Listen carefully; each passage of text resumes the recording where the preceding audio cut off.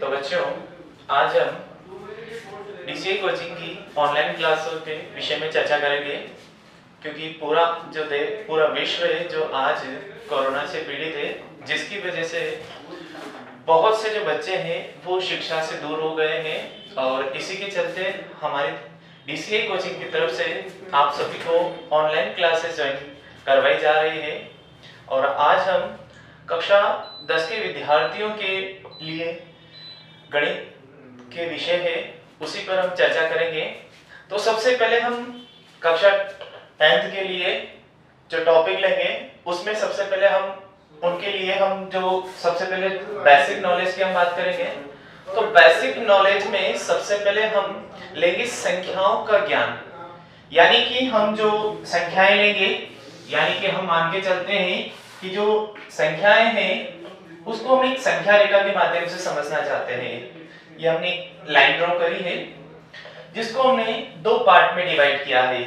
इसको हम यहाँ पर 0 लेंगे, इस डायरेक्शन को हम इस तरफ लेंगे जिसे हम प्लस अनंत, और इस डायरेक्शन में हम लेंगे माइनस अनंत। यानी कि 0 के अगर आप राइट साइड में चलेंगे तो +1, +2, +3 और +4 और अप टू सो ऑन। और 0 के लेफ्ट साइड में हम बात करेंगे तो -1, -2, -3 और -4। ठीक है, और ये up to so on minus infinity तक। इसके बाद हम बात करते हैं, तो ये जो 0 पॉइंट है, ठीक है, इसके जो इधर की संख्या है यानी कि दाईं तरफ यानी कि राइट साइड की, वो सभी क्या है? Positive number. इधर की जो सभी संख्याएं हैं वो क्या है? नेगेटिव। तो इनको हम जनरली 3 भाग में बांट सकते हैं। तो 3 भाग में बांटेंगे, धनात्मक यानी कि पॉजिटिव नंबर, एक होगा हमारा 0 यानी कि 0, और एक होगा ऋणात्मक यानी कि नेगेटिव नंबर। तो इनको हमने 3 भागों में बांटा है। इन 3 भागों को हम अनंत भागों यानी कि बहुत सारे भागों में बांट सकते हैं। तो ये तो सबसे पहले संख्या रेखा की बात हुई। इसमें हम देखते हैं जब हम इस दिशा में बढ़ते हैं तो संख्याएं बड़ी होती है, यानी कि इन दोनों में हम देखें तो 0 और 1 में जो बड़ी संख्या होगी वो क्या होगी? 1 और 2 में बड़ी संख्या कौन सी होगी? 2। लेकिन यदि हम 0 के लेफ्ट साइड में यानी कि बाईं तरफ चलते हैं तो क्या होगा? इधर की जो संख्याएं होगी वो क्या होगी? छोटी होगी। अब हम बात करें कि 0 और -1 में कौन बड़ा है, तो इसमें 0 जो होगा वो बड़ा होगा।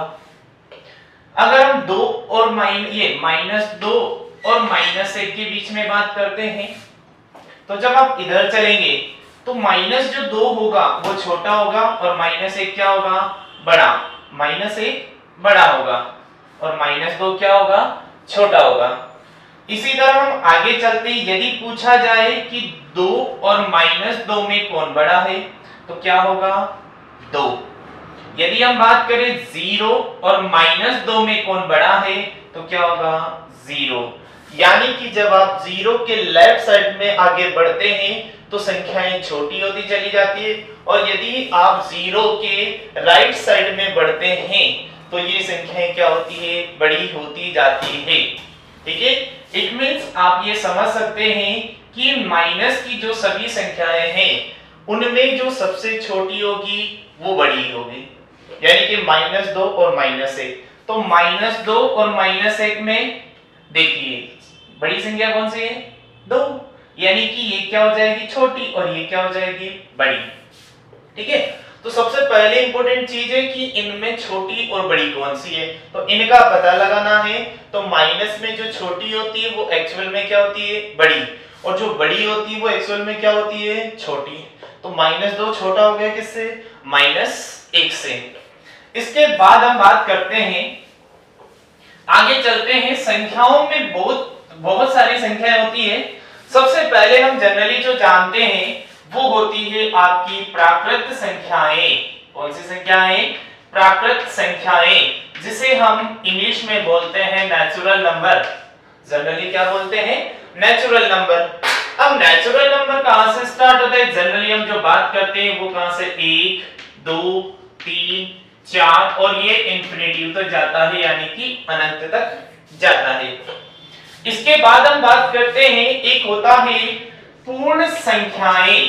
क्या होता है, पूर्ण संख्याएं, जिसे हम बोलते हैं होल नंबर, जिसे रिप्रेजेंट करते हैं W से। किससे रिप्रेजेंट करेंगे, W से।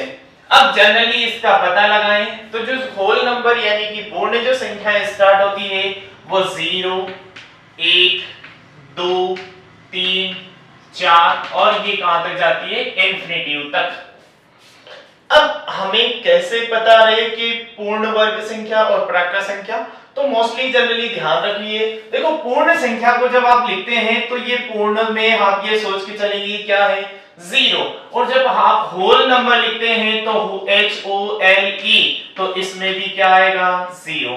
तो ये आपको जनरली याद रखने के लिए आप ध्यान रखें कि पूर्ण वर्ग संख्या, ये पूर्ण संख्याएं जो होती है वो 0 से स्टार्ट होती है, और जो नेचुरल नंबर यानी कि प्राकृत संख्या है वो कहां से स्टार्ट होती है, 1 से। आप इसको इस प्रकार भी लिख सकते हैं 0 और n, क्योंकि देखिए इस n का मतलब इसमें प्राकृत संख्याएं सभी सम्मिलित हो गई, यानी कि आप होल नंबर को इस प्रकार भी रिप्रेजेंट कर सकते हैं। इसके बाद हम चलते हैं आगे। इसके बाद आती है आपकी पूर्णांक संख्याएं। पूर्णांक संख्याएं यानी कि इनको आप बोलेंगे इंटीजर नंबर। पूर्णांक संख्याएं बोलेंगे तो इंटीजर नंबर, इसको i और z से रिप्रेजेंट किया जाता है। अब ये वो संख्याएं होती है, देखो पूर्णांक, एक तो पूरा अंक होना चाहिए, अंक क्या होना चाहिए, पूर्णांक, तो एक क्या होना चाहिए, पूरा होना चाहिए। जैसे इसमें हम लेंगे, जैसे हम जनरली बात कर रहे हैं 1 पूरा अंक है, 2, इसके बाद हम बात करते हैं 0 जो है वो भी क्या है, पूर्णांक, तो इसमें हम क्या ले सकते हैं, 0 को भी ले सकते हैं। जैसे मैं बात करूं -1, ये भी पूरा है, -1 ये भी पूरा है, -2 ये भी पूरा है। इट मींस आप इसको कैसे लिख सकते हैं, इसको लिखने का जो तरीका है वो है कि इसमें जो भी धनात्मक, ऋणात्मक और शून्य सभी संख्याओं को हम क्या करेंगे, शामिल, यानी कि माइनस अनंत से चलेंगे तो -3, -2, -1, 0, 1, 2, 3 और इधर कहां तक चलेंगे, प्लस अनंत तक चलेंगे, प्लस इंफिनिटी तक, यानी कि इसमें सभी ऋणात्मक, तो इसको आप ऐसे लिख सकते हैं, सभी ऋणात्मक पूर्ण संख्या, शून्य, 0 और सभी धनात्मक पूर्ण संख्याएं, सभी पॉजिटिव होल नंबर यानी कि पूर्ण संख्याएं शामिल कर सकते हैं। तो ये संख्याएं इसमें आ जाएगी, किसमें आ जाएगी, इंटीजर नंबर में। जनरली यदि आपसे बोला जाए माइनस के 2.5, तो माइनस के जो 2.5 है वो पूर्ण नहीं है। क्यों नहीं है, क्योंकि इसमें दशमलव के बाद कुछ अंक है। पूर्ण का यानी कि पूर्णांक का मतलब होगा 3.0, जिसके पीछे दशमलव के बाद या तो 0 हो या फिर जनरली इसको आप ऐसे भी ऐसे लिखते हैं हम जनरली 3, तो ये होगा। इसके बाद हम बात करते हैं परिमेय संख्याओं की, जो हमने पिछली कक्षाओं में पढ़ी थी।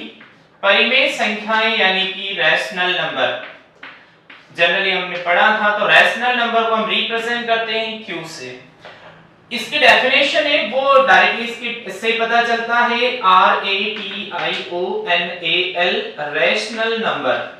इसमें बनता है रेशियो प्लस नल। रेशियो का मतलब होता है अनुपात, यानी कि ऐसी संख्याएं जिसमें अनुपात होगा।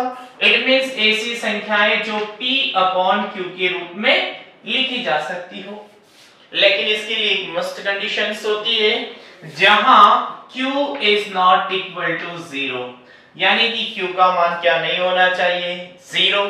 और जो P और Q होती है, P और Q ये होती है सअभाज्य संख्याएं। ये क्या होती है?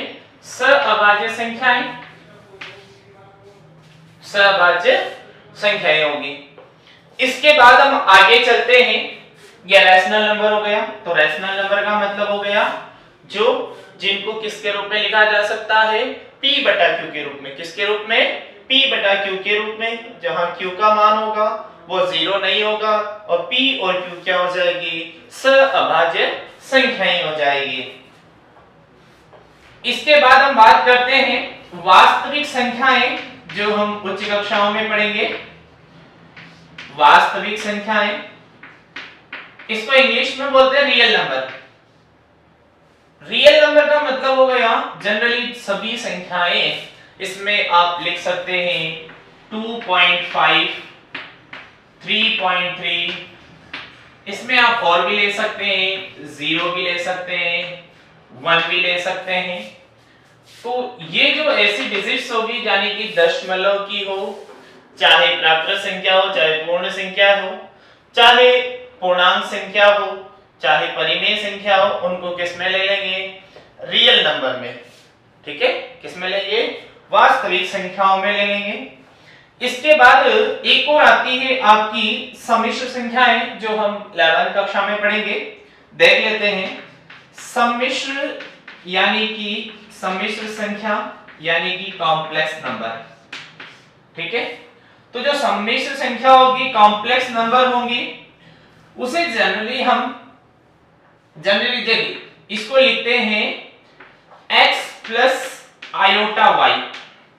x plus iota y। अगर यहां पर x प्लस आयोटा y के रूप में लिखते हैं तो इसको जो मोस्टली होता है वो z से रिप्रेजेंट करते हैं। यदि आप इसको चाहें तो a प्लस आयोटा b के रूप में भी लिख सकते हैं, या फिर जनरली इसको ऐसे भी लिखा जाता है a प्लस आयोटा b। इसको बोलते हैं आयोटा। आयोटा के बारे में हम पढ़ेंगे। आयोटा का मतलब होता है कि ये जो वर्गमूल का जो साइन होता है, यानी कि रूट के अंदर -1 आना, स्क्वायर रूट होता है उसके अंदर अगर -1 आता है तो उसे आयोटा से रिप्रेजेंट करते हैं। क्योंकि इसका कोई वास्तविक मान नहीं होता, इसलिए इसको किस में मान लेंगे? हम काल्पनिक संख्याओं में मान लेंगे। तो ये तो हमने सबसे पहले संख्याओं के बारे में जाना।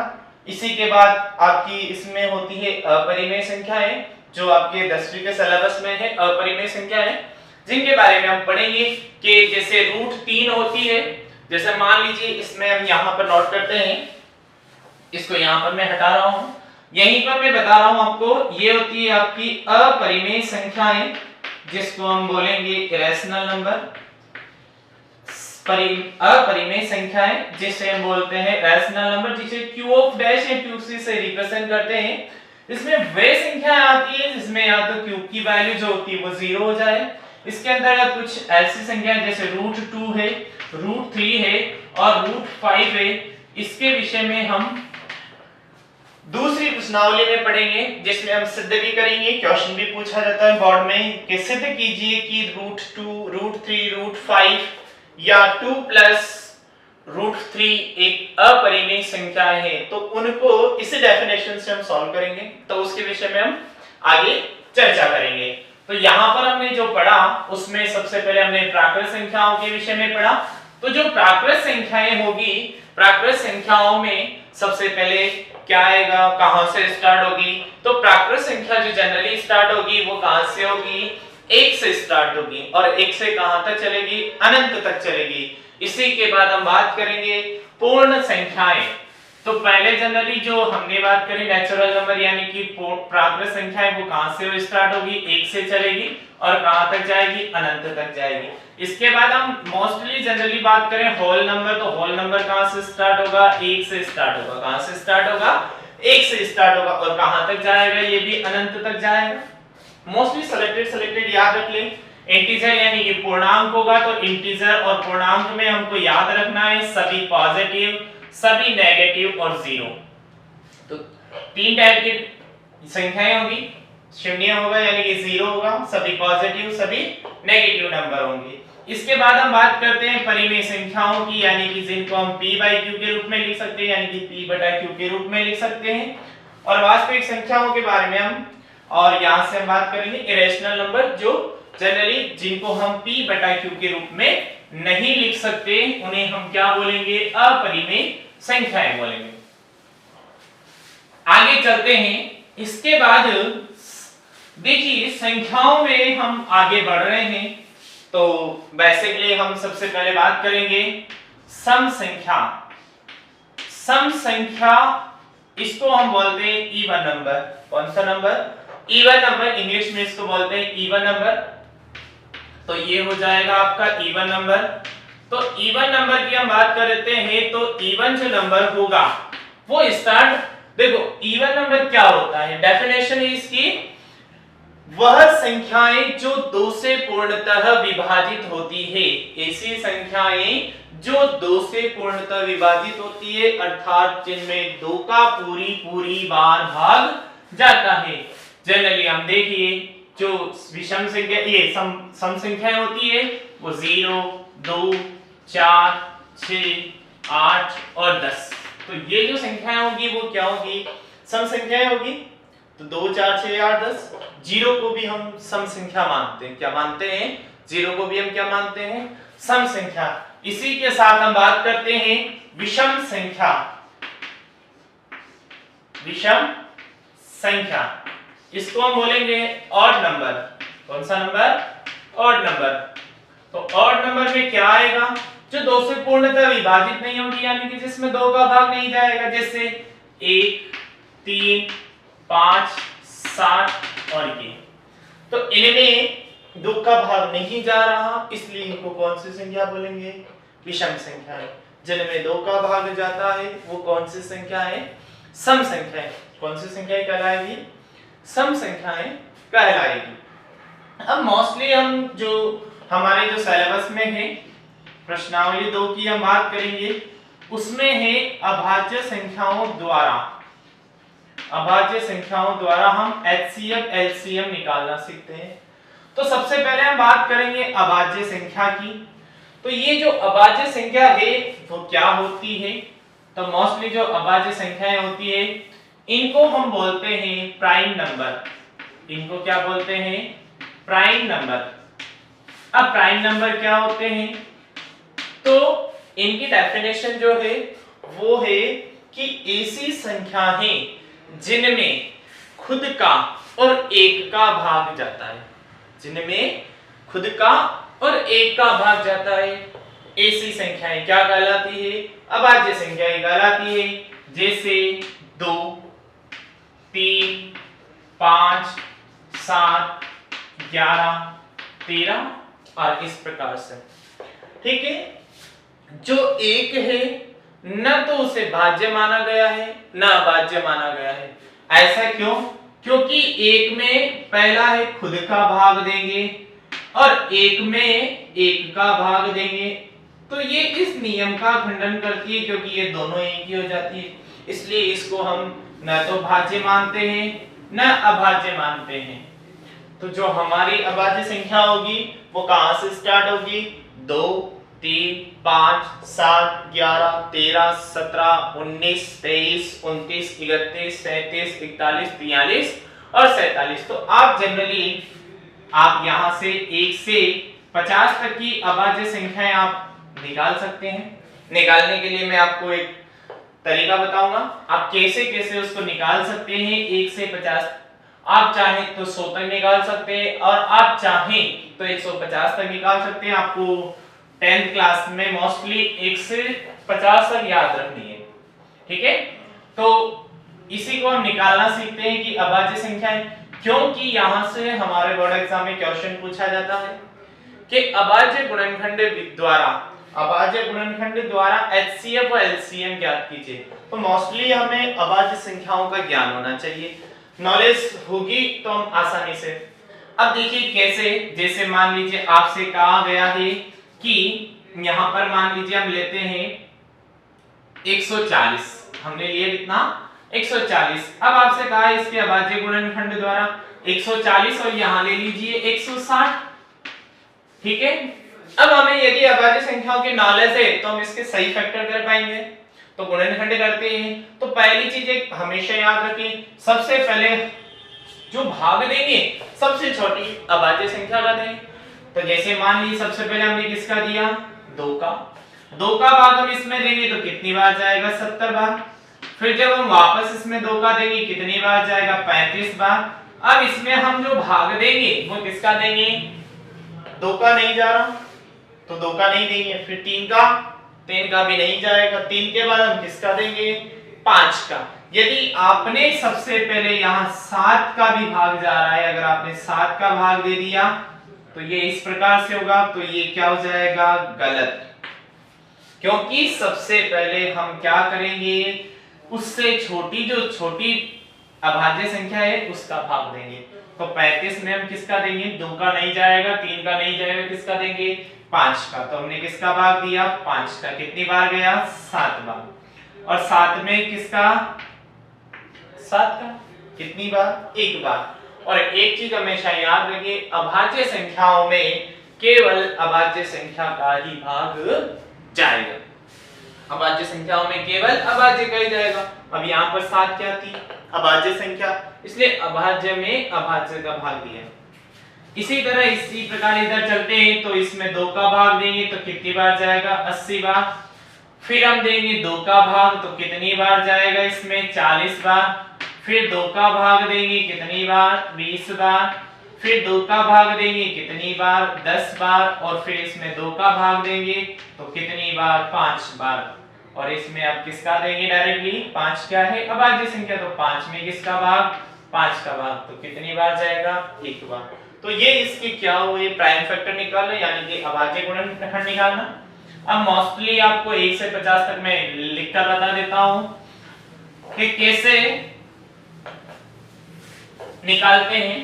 तो 13 तक हो गई, 13 के बाद हम बात करते हैं, इसमें आ जाएगी 17, 19, 23, 29, 31, 37, 41, 43 और 47।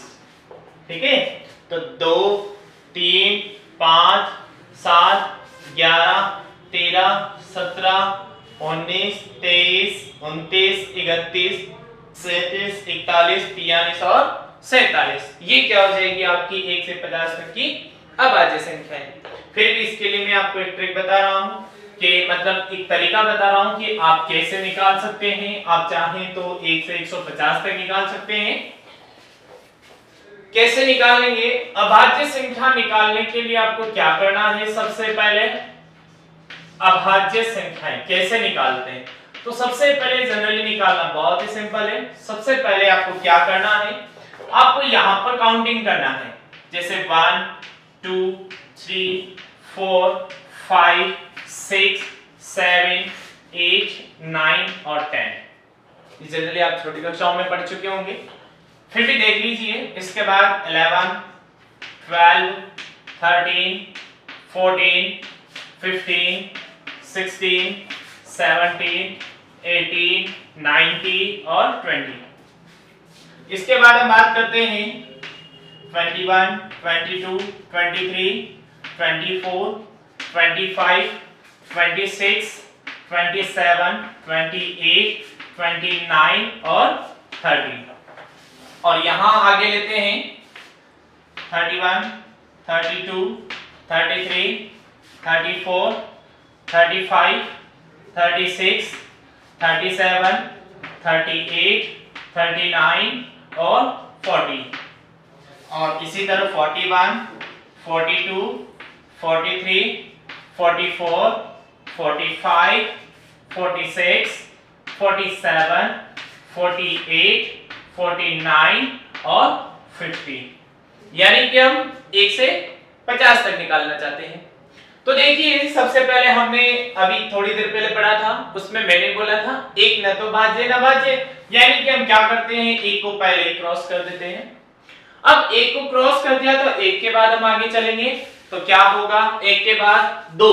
तो आप जो भी पहली संख्या लेंगे उस पर हम क्या कर देते हैं, मार्क कर देते हैं। हमने किस पर मार्क किया, 2 पर, यानी कि आपको क्या करना है, गोला करना है।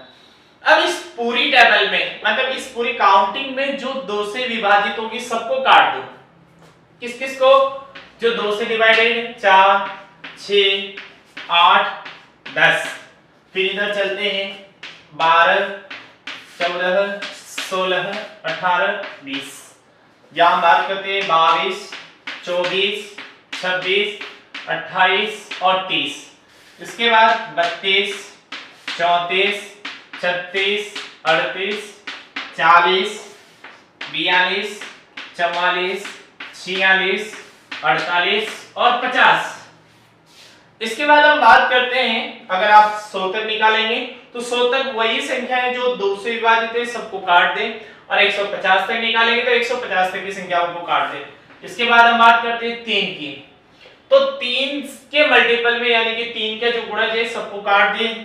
3 फिर 6 फिर 9 फिर 12 फिर 15 फिर 18 फिर 21 फिर 24 फिर 27 फिर 30 फिर 33 फिर 36 फिर 39 फिर 42 फिर 45 और 45 के बाद 48, और अगर आप 100 तक निकालते हैं तो फिर इसके बाद आएगा 51।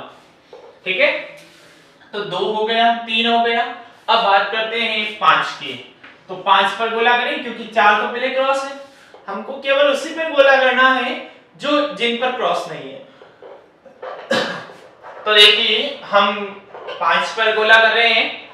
5 पर गोला करने के बाद 5 से जो मैंने कि 5 के मल्टीपल है सभी संख्याओं को काट दो। 5 को काट दिया, ये 5 पर मार्क कर दिया। 5 के बाद 10 फिर 15 कटा हुआ है, फिर 20 भी कटा हुआ है, फिर 25 को काट दिया, फिर 30 कटा हुआ है, फिर 35 को काट दिया, फिर 40 फिर 45 और फिर 50। इसी तरह आप 100 तक और 150 तक निकाल सकते हैं। इसके बाद हम आगे चलते हैं। 6 कटा हुआ है यानी कि 7 को मार्क करेंगे, तो 7 का डबल क्या होगा 14, फिर 7 या 21, फिर 7 चौक 28, फिर 7 पंजे 35, 7 छम 42, 7 7 49। इसी तरह 7 8 56, यानी कि आप 100 तक के मल्टीपल को काट दें। इसी तरह देखिए 8 कटा हुआ है, 9 कटा हुआ है, 10 कटा हुआ है, तो इनको नहीं लेंगे। इसके बाद हम मार्क करेंगे किस पे 11 पर। 11 की टेबल्स आप याद रखें, 11 11 दूना 22, 11 दिया 33, 11 चौक 44, इसी तरह आप 99 तक काट सकते हैं। इसी के बाद 12 कटा हुआ है, 13 पे मार्क करेंगे, तो 13 पे मार्क किया तो 13 दूना कितने होते हैं 26, 13 दिया 39, 13 चौक 52, हमारे कहां तक है सिर्फ 50 तक है। इसके बाद 14 कटा हुआ है, 15 16, फिर किस पर मार्क करेंगे 17 पर, तो 17 दूना 34, 17 किया 51, तो ये कट गया निकल गया। इसके बाद 18, फिर इसके बाद आएंगे 19, तो 19 के टेबल हम बोलेंगे, तो 19 19 1 जा 19, 19 2 जा कितने होते हैं 38, यानी कि 19 दूना 38, 19 पे कितने होंगे 57, तो वो उसमें। इसके बाद 20 के बाद 21 कटा हुआ है, 22 कटा हुआ है, 23। अब एक काम कर सकते हैं, आप जो जो बची हुई है सब पे मार्क करके देख लीजिए। 23 दूना 46 कट गया, फिर ये यानी कि यहां तक आ जाएगा 29। ठीक है, 29 आ गया। 29 के बाद अब देखिए आप 31 यानी कि 31 दूना 62, तो भी इसमें नहीं है। यहां से देखिए यहां पर डायरेक्टली कौन आ रहा है 37, तो 37 टू जा कितना हो जाएगा 74, कितना हो जाएगा 32 जा 37 टू जा 74, यानी कि 37 दूनी कितने थे 64, 74 सॉरी। और इसके बाद ये हो गया। इसके बाद हम चलेंगे 41, फिर 43 और फिर 47। जब आप 1 से 50 तक की अभाज्य संख्याएं निकालेंगे तो आपको कौन कौन सी संख्याएं मिलेगी अभाज्य संख्याएं, तो इनको नोट कर लीजिए। तो अभाज्य संख्याएं कौन कौन सी होगी, तो सबसे पहले 2 3 5 7 11 13 17 19 23 29, इसके बाद आ जाइए 31, फिर इसके बाद आ जाए 37 41 43 और 47। कुल ये 15 संख्याएं होगी। कितनी होगी 15, काउंट करके देख लीजिए 1 2 3 4 5 6 7 8 9 10 11 12 13 14 15, तो 15 संख्याएं होती है 1 से 50 तक। जब आप 1 से 100 तक निकालेंगे तो वो कितनी होती है 25, कितनी होती है 25। जब आप 1 से 100 तक अभाज्य संख्याएं निकालेंगे तो ये हो जाती है 25, कितनी हो जाती है 25। और आप अगर हम जनरली आगे बढ़ेंगे तो हम देखते हैं 1 से